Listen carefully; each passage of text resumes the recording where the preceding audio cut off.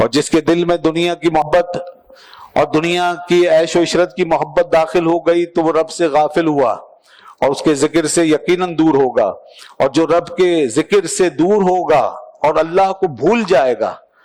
اب کہاں یاد رہتے ہیں پھر فرض واجب انسان کو، نہ نمازوں کا ہوش نہ روزوں کا ہوش۔ آپ تو خوش نصیب ہیں کہ آپ اپنا وقت نکال کے رمضان میں یا اس کے علاوہ بھی نماز کے وقت میں مسجدوں کے اندر موجود ہوتے ہیں، نمازی نماز پڑھتے ہیں، روزے کے دنوں میں روزے رکھتے ہیں، جب حج فرض ہو جاتا ہے حج کر لیتے ہیں، یہ سعادت ہے آپ کے لیے۔ زکوٰۃ فرض ہو گئی، زکوٰۃ ادا کر دی، اللہ کو یاد رکھا،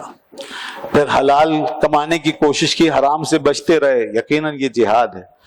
مگر لاکھوں ہیں، کروڑوں ہیں جن کو اس بات کی پرواہ نہیں ہے۔ یہ ہمارے بھائی بہن جو ڈوبے ہوئے ہیں دنیا کے اندر، ان کو اندازہ نہیں ہے قرآن کیا کہہ رہا ہے۔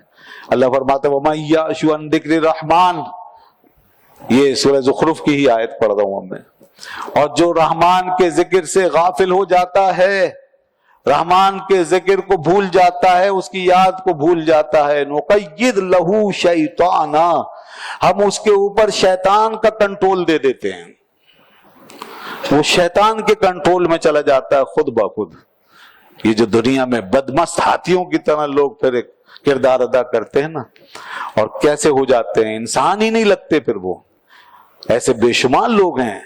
جو صورت کے تو انسان ہیں مگر اپنی سیرت کے اور اپنے اخلاق کے انسان نہیں ہیں، ان کے اندر کوئی رحم نہیں ہے، ان کے اندر کوئی توجہ نہیں ہے، پر میں ان کو شیطان مقرر کر دیتا ہوں میں، کیونکہ وہ میرے ذکر سے دور ہو گئے۔ فَوَلَهُ قَرِين، اور وہ شیطان ان کا ساتھی بن جاتا ہے، ایسے لوگوں کا قرین اور ساتھی بن جاتا ہے۔ وَإِنَّهُمْ لَيَصُدُّونَهُمْ عَنِ السَّبِيلِ، اور یہ شیاطین جو ہیں یہ پھر اور جمع ہو کر کے اس کو سیدھے راستے سے روکتے رہتے ہیں۔ تو دیکھتے ہیں نا آپ، صحیح بات قبول کرنا کتنا مشکل ہے ایسے لوگوں کے لیے، حق کی بات، ایمانداری کی بات، دیانتداری کی بات نہیں مانتے لوگ پھر۔ وَيَحْسَبُونَ أَنَّهُمْ مُهْتَدُونَ، اور گمراہی کی حد یہ ہے کہ وہ اپنے آپ کو ہدایت پر سمجھنے لگتے ہیں، اتنا کچھ بگاڑ آنے کے بعد بھی سمجھتے ہیں کہ ہم صحیح ہیں، اور کیسے کرتے ہیں، کیسے ایروگینس دکھاتے ہیں اپنے اندر، دلیلیں دیں گے اور اپنے آپ کو ہر وقت جسٹیفائڈ کرنے میں لگے رہیں گے، اور جو اہل حق ہیں ان کو خاموش کر دیں گے اپنی چپ زبانی سے، دیدہ دلیری سے۔ اللہ اللہ، یہ شیطان کا کیسا قبضہ ہے ان پر۔ اب انجام سنیں ایسے لوگوں کا انجام، دنیا میں تو ان کو کوئی ٹھیک نہیں کر سکتا بظاہر، اللہ فرماتا ہے میرے پاس تو آؤ گے نا، حتی اذا جاءنا، یہاں تک کہ جب یہ میرے پاس آئے گا یہ شیطان کا غلام، قال یا لیت بینی و بینک بعد المشرقین، تو پھر معلوم یہ کیا کہے گا، یہ کہے گا اپنے اس شیطان سے کاش میرے اور تیرے درمیان مشرقین جیسا بعد ہوتا، مشرق و مغرب کا فاصلہ ہوتا، کاش اے شیطان تو میرے پاس نہ آتا۔ اس وقت آنکھیں کھل گئی نا، اب وہ شیطان اپنی حقیقت میں نظر آ گیا۔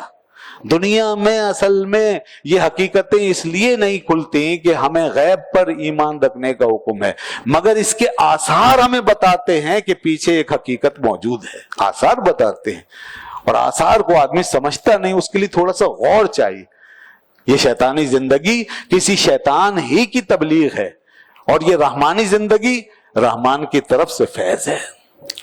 دونوں قسم کی قوتیں کام کر رہی ہیں دنیا کے اندر، اللہ نے آزمائش کے لیے سب کچھ رکھا ہوا ہے۔ انسان کی آنکھ سے پردہ اٹھ جائے تو یہی ملاحظہ کر لے، مگر اس وقت تو سب ٹھیک ہو جائیں گے،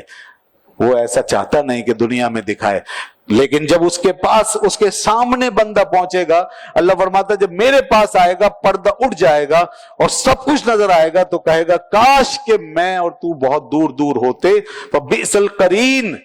اور اللہ فرماتا ہے یہ کتنا برا ساتھی ہے، دیکھو اب اس کا ساتھ کتنا برا لگ رہا ہے، یہ ہوگا سب قیامت میں۔ اس لیے دوستو دنیا میں انسان کو اپنا جائزہ لینا چاہیے، اپنے ایٹیٹیوڈ پہ غور کریں، اپنے رویے پہ، اپنی کیفیات پہ، آپ کس طرح سوچتے ہیں، کس طرح بیہیو کرتے ہیں، کس طرح ریئیکشن دیتے ہیں، آپ حق بات کے مقابلے میں کیا سوچتے ہیں؟ کیا آپ ہر صحیح بات سے لڑ جاتے ہیں؟ ہر سچی بات آپ کو بری لگتی ہے؟ ہر سیدھا راستہ آپ کو ٹیڑھا نظر آتا ہے؟ اور ہر شیریں اور میٹھی چیز آپ کو کڑوی معلوم دیتی ہے، تو اس کا مطلب ہے کہ آپ کی طبیعت میں، ہمارے مزاج میں شیطان داخل ہو چکا ہے۔ اور اگر ایسا نہیں ہے، ہم حق کے لیے ہمیشہ اپنے آپ کو سپر کر دینے کے قائل ہیں، اور صحیح بات کو قبول کرنے کے روادار ہیں، اور اچھے لوگ ہمیں اچھے لگتے ہیں اور برے لوگ ہمیں برے لگتے ہیں، بری چیزوں سے ہمیں نفرت ہوتی ہے، کڑواہٹ ہی رہتی ہے، اور شیریں چیزیں شیریں ہی محسوس ہوتی ہیں، تو اس کا مطلب ہمارا مزہ اور ٹیسٹ بالکل صحیح ہے، ہم شیطان سے دور ہیں۔ اس کے ساتھ پھر اللہ تعالیٰ فرماتا ہے میرے فرشتے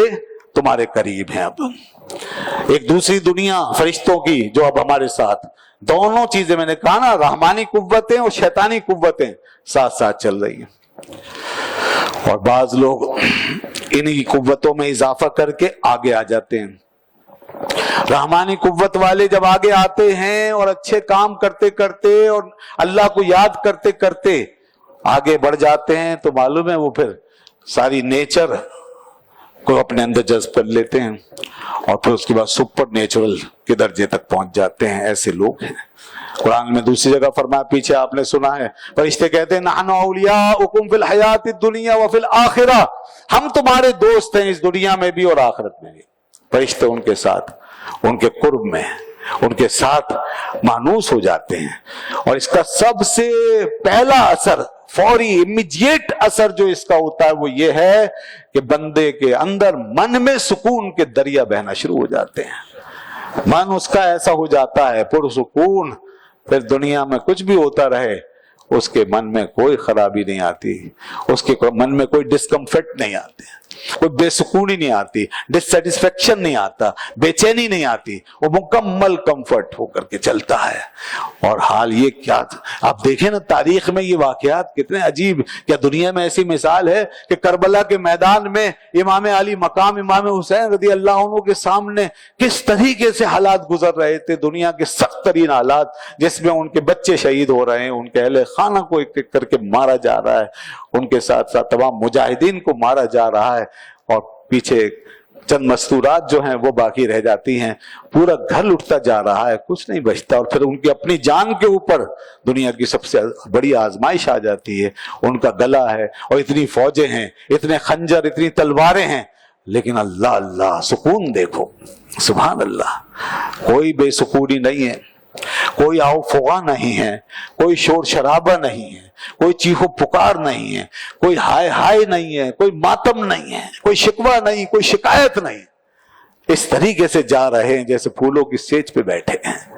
آج یہ رنگ جو امام کا نکلنے والا ہے خون کی صورت میں، یہ سرخ رنگ، یہ انہوں نے اپنے گویا کہ روحانی شادی اور روحانی وصال کا رنگ بنا لیا ہے، یہ پھولوں کی سیج کا رنگ بنا لیا ہے۔ وہ اس سکون سے جا رہے ہیں جیسے دلہا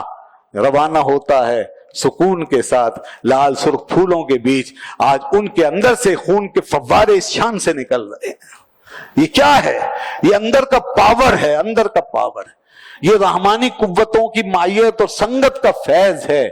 یہ چاروں طرف فرشتے پھیلے ہوئے ہیں جو اب ان کو ایک ہی بات کہتے جا رہے ہیں، اللہ تخافوا ولا تحزنوا وابشروا بالجنۃ التي كنتم توعدون، کہ مت گھبرائیں، ڈرے نہیں، اے امام ڈرو نہیں، اے اللہ کے پیارو ڈرو نہیں، اللہ تخافوا ولا تحزنوا، اور کوئی غم نہیں تمہیں، اب کوئی فکر کی بات نہیں ہے، آگے سب ٹھیک ہونے والا ہے۔